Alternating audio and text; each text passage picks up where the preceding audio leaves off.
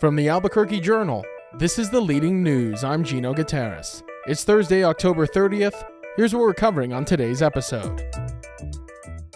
For at least 10 days and maybe longer, New Mexico plans to foot the expensive bill to avoid having 460,000 residents lose their food assistance benefits due to the ongoing federal government shutdown. With more on this development, I'm now joined by the Journal's Capitol Bureau Chief, Dan Boyd. Dan, thank you so much for joining me. Yeah, thanks for having me. So Dan, the big story the past couple days has been the looming possibility that people across the nation who rely on SNAP food assistance benefits will lose those due to funding running out due to the ongoing federal government shutdown. But today we heard from Governor Michelle Lujan Grisham on exactly how New Mexico plans to at least offer some relief to these individuals. What exactly did the governor announce? Yeah, we've known this is an issue state officials have been concerned about and have been looking at for, the last few days, given this ongoing federal government shutdown. The governor announced today, she held a news conference outside of a grocery store in Albuquerque and announced that the state's going to spend $30 million to, like you said, foot the bill for SNAP benefits, to cover recipients for at least a 10-day period, starting on November 1st, which is Saturday. And that would carry the state through at least November 10th and make sure people don't lose their food benefits. Beyond that, it's still kind of unclear what might happen. She did say she's open to calling legislators back for a special session to appropriate additional funding, but also express hope that Congress would be able to reach a deal at some point and to end the shutdown so state funds don't have to be used for this reason. And one point that the governor seemed to really emphasize during her press conference on Wednesday, Dan, was the fact that this is really just a short-term solution for people around the state, right? That's correct. I mean, even the governor and Democratic legislators have said it's just not sustainable in the long term for the state to take on the cost of this program. It's telling that $30 million will only pay for an estimated, 10 days covering SNAP benefits. And part of that is the reason 460,000 New Mexicans are enrolled in this program, which is the highest rate in the nation, a little over 20% of the state's population. So clearly a lot of people rely on it, but also a pretty hefty price tag. Hefty is probably the right word for that price tag, Dan. It normally requires $80 to $90 million per month, which is roughly 10% of the state budget to fund SNAP benefits. So it makes sense that this is only going to be a temporary fix. But I'm curious how the state plans to implement this relief for these families. Yeah, so I talked to the state health care authority Secretary Carrie Armijo. She was at the governor's news conference this afternoon, and she said the state already provides kind of a state supplemental program to, expand SNAP benefits for some recipients. And through that program, they'll be able to kind of add funding onto SNAP recipients' EBT cards, so they won't need to get a new card. That should kind of happen automatically starting on Saturday.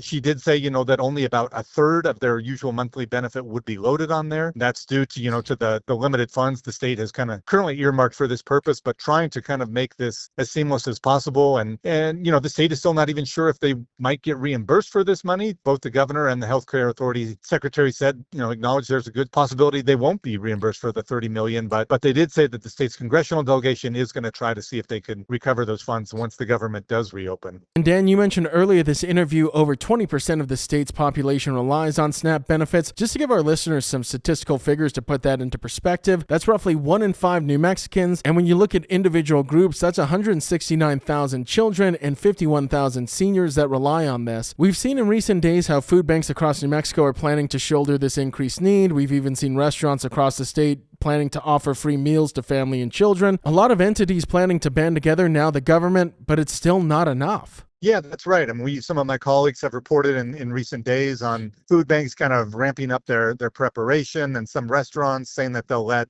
children eat for free. But individuals involved with food banks and those kind of advocates acknowledge that these efforts and restaurants kind of offering to provide free meals probably won't be enough to meet the full scope of the SNAP program, just given kind of the magnitude of the enrollment that we're talking about on a statewide basis. And Dan, last question before I let you go. There's been a lot of blame game that's been going on during this ongoing federal government shutdown. Democrats blaming Republicans, Republicans blaming Democrats. And we heard a little bit of that on Wednesday during this press conference and even from officials at a state and federal level. What can you share with us on that front? Yeah, I spoke with House Speaker Javier Martinez in an interview earlier this week. He really laid the blame squarely on President Donald Trump and saying this is a calculated choice, trying to put more pressure on Senate Democrats and Democrats in Congress. On the other side of the aisle, New Mexico State Senate Minority Leader William Scherer released a social media video this week blaming the state's Democratic U.S. Senators, Martin Heinrich and Ben Ray Lujan, saying that, they should vote to reopen the government to avoid this SNAP funding freeze. So clearly kind of finger pointing in both directions, but the state, at least for now, taking action to temporarily cover the expense of these SNAP benefits in New Mexico. So Dan, as you just mentioned, New Mexico planning to help foot the bill at least at the start of November for those relying on SNAP food benefits, but this only a temporary fix amid the ongoing federal government shutdown. Thank you so much for stopping by and sharing the latest with us. Hey, thanks. I appreciate it.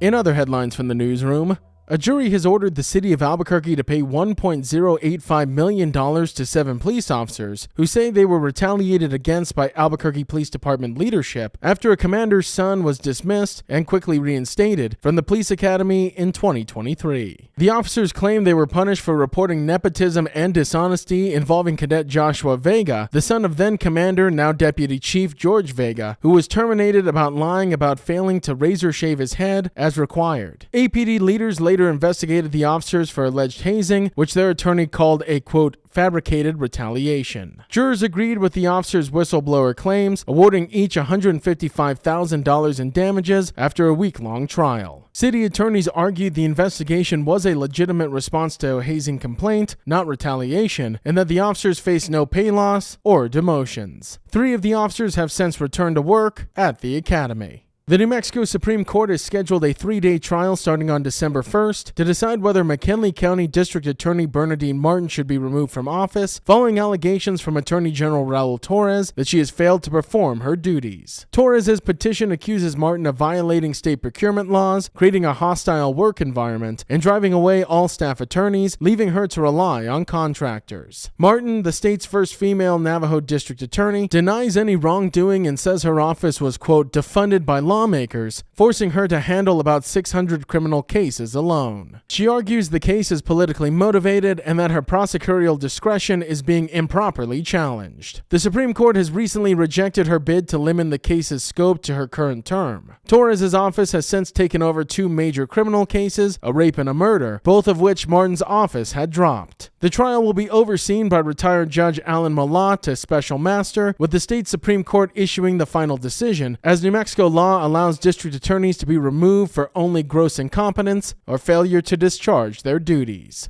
As freezing temperatures approach, Albuquerque city officials are ramping up efforts to protect unhoused residents by collecting winter clothing and expanding shelter transportation services. Residents can donate new or gently used jackets, blankets, and socks to any fire station or the Gateway Center. These items will be distributed by Albuquerque Community Safety, or ACS, and Albuquerque Fire and Rescue to those living outdoors. Between 8 p.m. and 7 a.m., people can call 505-418-6178 or 311 for emergency rides to shelters. Last winter, ACS provided 4,500 rides, and this year police service aides will assist in meeting the rising demand. AFR will also increase patrols starting on Saturday to extinguish fires for warmth and guide people to shelters when possible. For those who refuse shelter, firefighters will offer donated cold weather supplies. City leaders have emphasized their goal is to ensure nobody faces winter without resources or support. And Dreamstyle Remodeling, the Albuquerque-based home renovation company that grew into a multi-state operation, has abruptly shut down, according to former employees and founder Larry Chavez. Founded in 1989, Dreamstyle expanded across 6 states before being sold in 2021 to Adex Private Equity, which later merged it with other remodelers to form Renevo Home Partners. It was then acquired by BlackRock, which reported earlier this year that the company was struggling financially amid declining demand for home renovations.